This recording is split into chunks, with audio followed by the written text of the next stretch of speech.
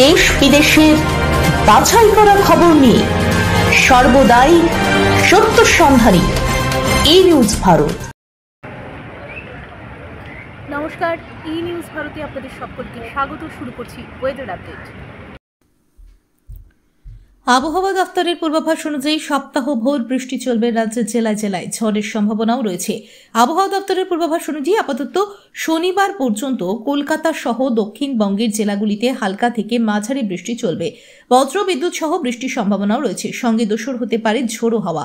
আজ বিক্ষিপ্তভাবে বৃষ্টি হলেও আগামীকাল ফের বাড়বে বৃষ্টির দাপট। শুক্রবার ঝড় বৃষ্টির সম্ভাবনা থাকছে বেশ কিছু জেলায়। পাশাপাশি ঘন্টায় 50 থেকে 60 কিলোমিটার বেগে ঝোড়ো হাওয়া বইতে পারে। কলকাতাতেও ঝোড়ো হাওয়া এবং বৃষ্টির সম্ভাবনা রয়েছে। আবহাওয়া দপ্তর জানিয়েছে, বর্তমানে বাংলাদেশ এবং পার্শ্ববর্তী এলাকায় একটি ঘূর্ণাবর্ত তৈরি হয়েছে। ফলে প্রচুর পরিমাণে জলীয় বাষ্প ঢুকছে রাজ্যে। চলতি সপ্তাহে উত্তরবঙ্গের সব জেলাতেই বৃষ্টির সম্ভাবনা রয়েছে। আজ কলকাতা ও তার পার্শ্ববর্তী অঞ্চলে দিনের সর্বোচ্চ তাপমাত্রা 31 ডিগ্রি সেলসিয়াস, সর্বনিম্ন 25 ডিগ্রি সেলসিয়াস। বাতাসে আপেক্ষিক আর্দ্রতার পরিমাণ 76%। আজকের বৃষ্টিপাতের পরিমাণ 1.0 মিলিমিটার। ব্যুরো রিপোর্ট, ই নিউজ ভারত।